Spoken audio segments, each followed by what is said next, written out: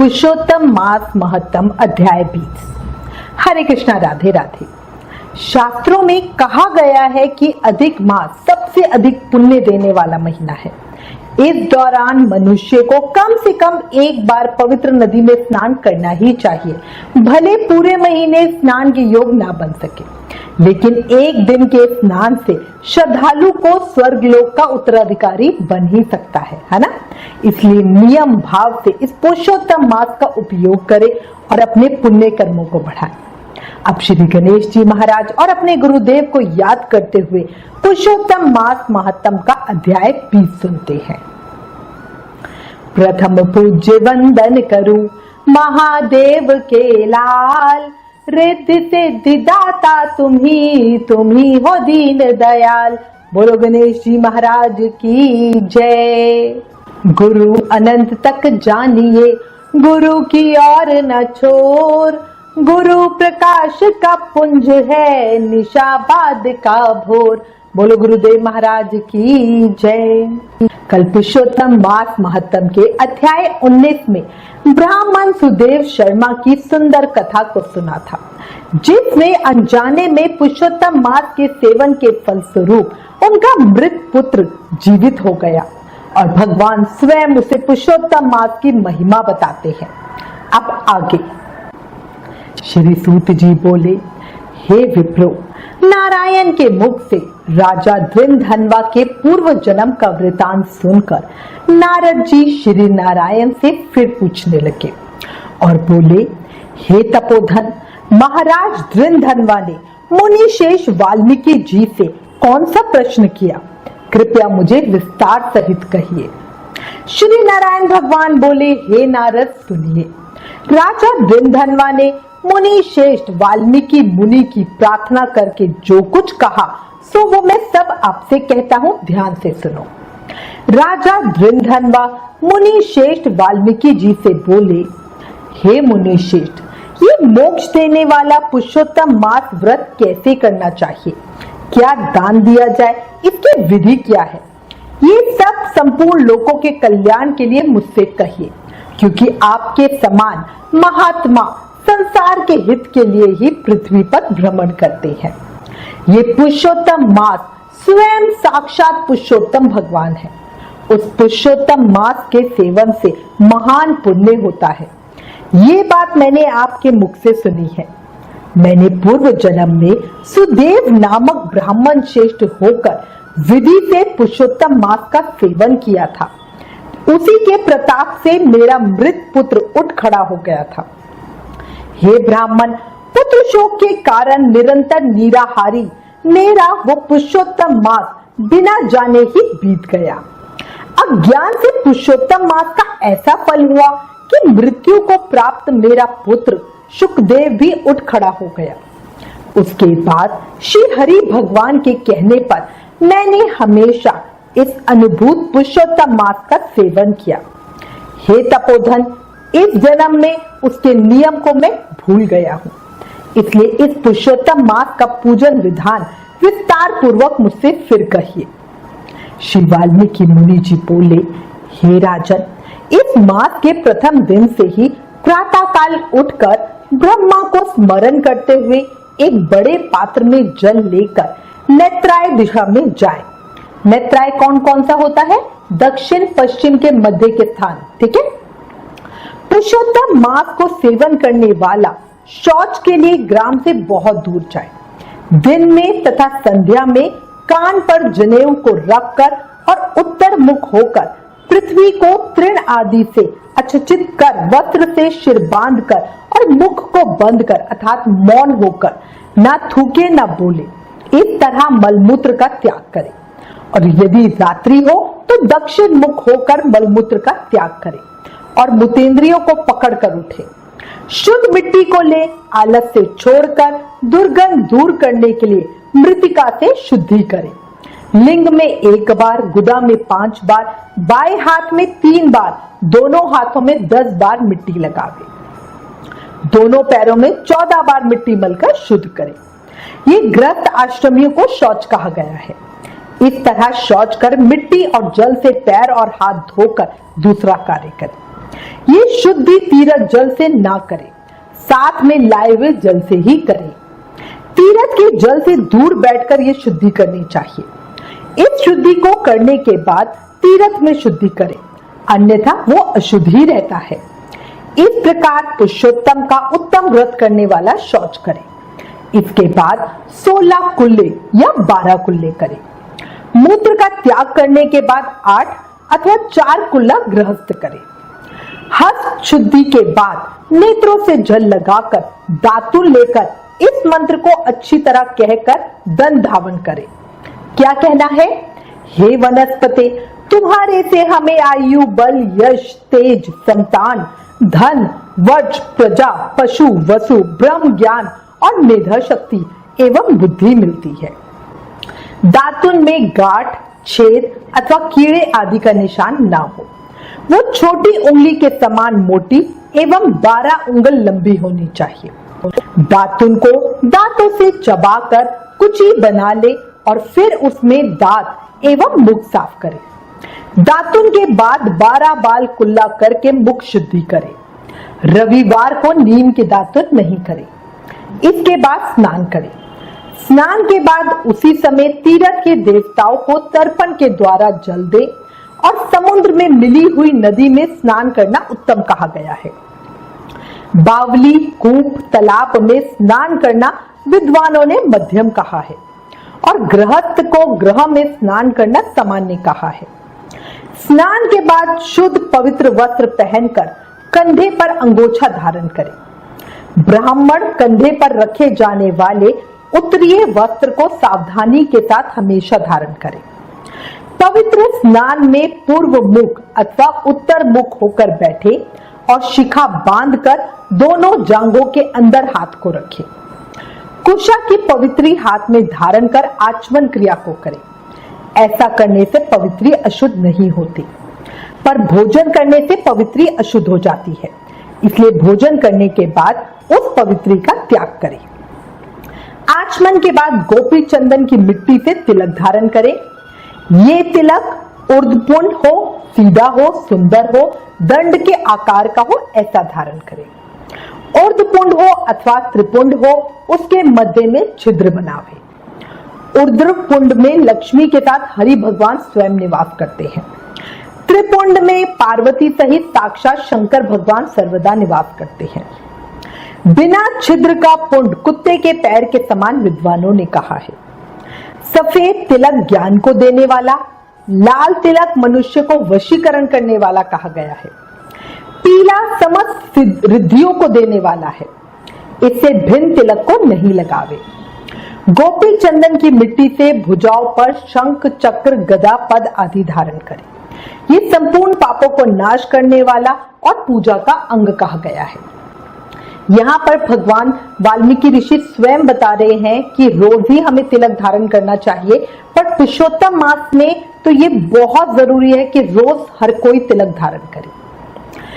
जिसके शरीर में शंख, चक्र आदि भगवान के आयुधों का चिन्ह दिखने में आता है, उस मनुष्य को मनुष्य नहीं समझना चाहिए, वे भगवान का शरीर है। जो शंख, चक्र आदि चिन्हों को नित्य धारण करता है, उस देही के पाप पुण्य रूप हो जाते हैं। नारायण के आयुधों से जिसका शरीर चिन्हित रहता है, उसका कोटि कोटि पाप होने पर भी यमराज क्या कर सकता है। बाद में प्राणायाम करके संध्या वंदन करें। प्रातः काल की संध्या विधि पूर्वक तारों के रहने पे करें। जब तक सूर्य नारायण के दर्शन ना हो तब तक गायत्री मंत्र का जप करें और सूर्य के उदय होने पर हाथ जोड़कर दर्शन करें और अर्घ्य दें। सायकाल के समय अपने पैर तथा पृथ्वी को नमस्कार करें। दिन भर की कमी के लिए यस से श्रीमत से मंत्र बोलकर क्षमा मांगे। जो कभी रह गई हो उसको इस मंत्र से पूर्ण करें। दिन के पहले भाग में अपने नित्य कर्म को करके पुनः श्री पुरुषोत्तम भगवान की आराधना करें।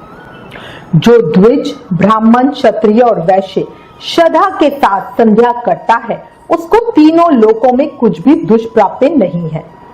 दिन के आदि भाग में मतलब प्रातः काल में होने वाले कृत्यों को कहा गया है। इस प्रकार प्रातः काल की नित्य क्रिया को करके हरि भगवान की पूजा को करें। पुरुषोत्तम मास में भगवान की पूजा की विधि बतलाते हुए महर्षि वाल्मीकि ने आगे कहा, हे राजन, लिपि पुती शुद्ध भूमि में मन और वाणी को वश में करके एक गोबर से गोल अथवा चकोर मंडल को बनाकर व्रत की सिद्धि के लिए चावलों से अष्टदल कमल बनावे। उसके बाद स्वर्ण, चांदी, तांबा अथवा मिट्टी का मजबूत और नवीन छिद्र रहित शुद्ध कलश को उस मंडल के ऊपर स्थापित करे और उस कलश में शुद्ध तीर्थों से लाए हुए कल्याणप्रद जल को भरकर कलश के मुख में विष्णु, कंठ में रुद्र भगवान अच्छी तरह वास करते हैं। उसके मूल में ब्रह्मा जी स्थित रहते हैं। मध्य भाग में मातृगण कहे गए हैं। कोख में समस्त समुद्र और 7 द्वीपों वाली वसुंधरा, ऋग्वेद, यजुर्वेद, सामवेद और अर्थवेद, व्याकरण आदि अंगों के साथ सब कलश में स्थित हो। इस प्रकार कलश को स्थापित करके उसमें तीर्थों का आवाहन करें। गंगा, गोदावरी, कावेरी और सरस्वती मेरी शांति के लिए तथा पापों के नाश करने के हेतु आवे, ऐसा कहना है। तदंतर उस कलश का मंत्र पाठ पूर्वक गंध, अक्षत, नैवेद्य और उस काल में होने वाले पुष्प आदि उपचारों से पूजन करके उसके ऊपर पीले वस्त्र से लपेटा हुआ तांबे का पात्र स्थापित करें। उस पात्र के ऊपर राधा के साथ श्री हरि की मूर्ति को स्थापित करें। राधा के सहित स्वर्ण की पुरुषोत्तम भगवान की प्रतिमा बनावे और भक्ति में होकर विधि के साथ उस प्रतिमा की पूजा करें। पुरुषोत्तम मास के देवता श्री पुरुषोत्तम भगवान श्री कृष्ण स्वयं है। पुरुषोत्तम मास के आने पर उनकी पूजा करनी चाहिए। जो इस संसार सागर में डूबे हुए को उबारता है, उसकी इस लोक में भी मृत्यु धर्म वाला कौन मनुष्य पूजा नहीं करता। ग्राम फिर मिलते हैं, धन फिर मिलता है, पुत्र फिर मिलते हैं, ग्रह फिर मिलता है, शुभ अशुभ कर्म भी फिर मिलते हैं, परंतु शरीर फिर नहीं मिलता है। उस शरीर की रक्षा धर्म के लिए और धर्म की रक्षा ज्ञान के लिए हुआ करती है और ज्ञान से मोक्ष सुलभ होता है, इसलिए धर्म को करना चाहिए। देह रूप वृक्ष का फल सनातन धर्म कहा गया है। जो शरीर धर्म से रहित है वो बांझ वृक्ष के समान निष्फल है। सहायता के लिए न माता कही गई है, न स्त्री पुत्र आदि कहे गए हैं, न पिता, न भाई, न धन कहे गए हैं। केवल धर्म ही उसका प्रधान कारण कहा गया है। हे राजन, वृद्धा अवस्था सिंहनी के समान मनुष्य को भय देने वाली है और रोग शत्रु के समान पीड़ा देने वाले हैं। फूटे हुए बर्तन से जल गिरने के समान आयु प्रतिदिन क्षीण होती जा रही है, कम होती जा रही है। जल के तरंग के समान चंचल लक्ष्मी, पुष्प के समान क्षण मात्र में मुरझाने वाली युवावस्था, स्वप्न के राज्य सुख के समान संसार के विषय सुख, प्रभुति सब निरर्थक है। धन चंचल है, चित्त चंचल है और संसार में होने वाले सुख भी चंचल है।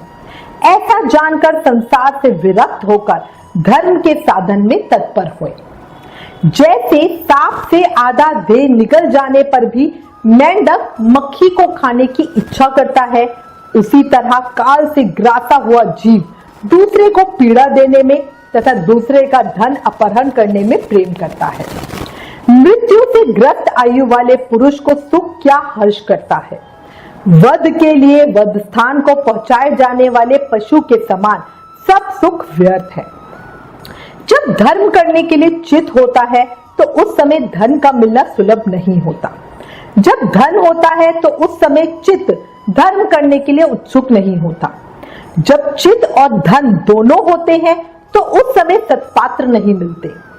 इसलिए चित, वित्त, सत्पात्र इन तीनों का जिस समय संबंध हो जाए उसी समय बिना विचार किए जो धर्म को करता है वही बुद्धिमान कहा गया है।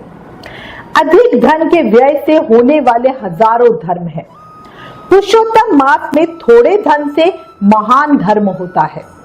स्नान, दान और कथा में विष्णु भगवान का स्मरण करना, इतना भी उत्तम धर्म आदि किया जाए तो वो महान भय से रक्षा करता है।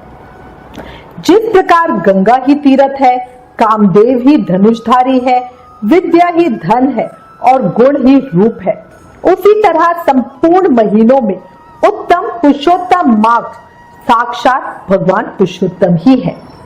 यद्यपि ये पुरुषोत्तम मास प्रथम समस्त कार्यों में तथा यज्ञों में अनंत निंदनीय था, तो भी भगवान के प्रसाद से पृथ्वी में साक्षात भगवान के नाम से प्रसिद्ध हुआ। जिस प्रकार हाथी के पैर में सब प्राणियों के पैर लीन हो जाते हैं, उसी तरह समस्त धर्म और कला समस्त पुरुषोत्तम मास में विलीन हो जाते हैं। जिस प्रकार और नदियों की तुलना गंगा के समान नहीं की जा सकती, कल्प वृक्ष के समान अन्य वृक्ष नहीं कहे जा सकते, चिंतामणि के समान दूसरे रत्न पृथ्वी में नहीं हो सकते, कामधेनु के समान दूसरी गाय नहीं हो सकती, राजा के समान दूसरे पुरुष नहीं हो सकते, वेदों के समान शास्त्र नहीं हो सकते, उसी प्रकार समस्त पुण्य काल इस पुरुषोत्तम मास के पुण्य काल के समान नहीं हो सकते। पुरुषोत्तम मास के देवता भगवान पुरुषोत्तम है, इसलिए भक्ति और श्रद्धा से पुरुषोत्तम भगवान की पूजा करनी चाहिए। शास्त्र को जानने वाला कुशल शुद्ध वैष्णव सत्यवादी और विप्र आचार्य को बुलाकर उनके द्वारा पुरुषोत्तम मास की पूजा करे। अंतकरण में होने वाले मोह काम क्रोध लोभ मद मत्सर्य आदि रूप बड़ी बड़ी मछलियों से पूर्ण अत्यंत गंभीर वेग वाले इस संसार रूप सागर को पार करने की इच्छा करता है, वो इस भारतवर्ष में आदि देवता पुरुषोत्तम भगवान का अच्छी तरह पूजन करे। पुरुषोत्तम मास महात्म अध्याय 20 समाप्त। आगे की कथा कल के अध्याय में सुनेंगे। अब मेरी एक बात सुनो, ये जरूरी तो नहीं कि इंसान हर रोज मंदिर जाए, पर कर्म ऐसे होने चाहिए कि इंसान जहां पर भी जाए मंदिर वहीं बन जाए, है ना। एक और बात, जब पता है क्षणभंगुर जीवन है पगले कर ले प्रभु का ध्यान रे, ना जाने कब देह कपंची कर जाए प्रस्थान रे। ये याद रखो, मन में बसा लो, जीवन का कोई भरोसा नहीं, इसलिए अभी भी समय है। ज्यादा से ज्यादा नाम जाप करके जन्म मृत्यु के चक्र से मुक्ति पा लो, क्योंकि पता ही है कलयुग केवल नाम आधारा। कलयुग में सिर्फ नाम जाप करके ही भक्ति मुक्ति शक्ति प्रेम सब पाया जा सकता है। इसलिए प्रेम से मन से भाव से हर समय हर पल हर सांस के साथ जाप करते रहो और कहो हरे कृष्ण कृष्ण कृष्ण हरे हरे, हरे Ram Ram Ram Hare Hare. Please in videos को ज्यादा से ज्यादा शेयर करके पुरुषोत्तम मास के प्रभाव को सबको बताओ, अपने शास्त्रों का ज्यादा से ज्यादा प्रचार करो, ये भी एक सेवा है। Please like share and subscribe. Thank you. Hare Krishna.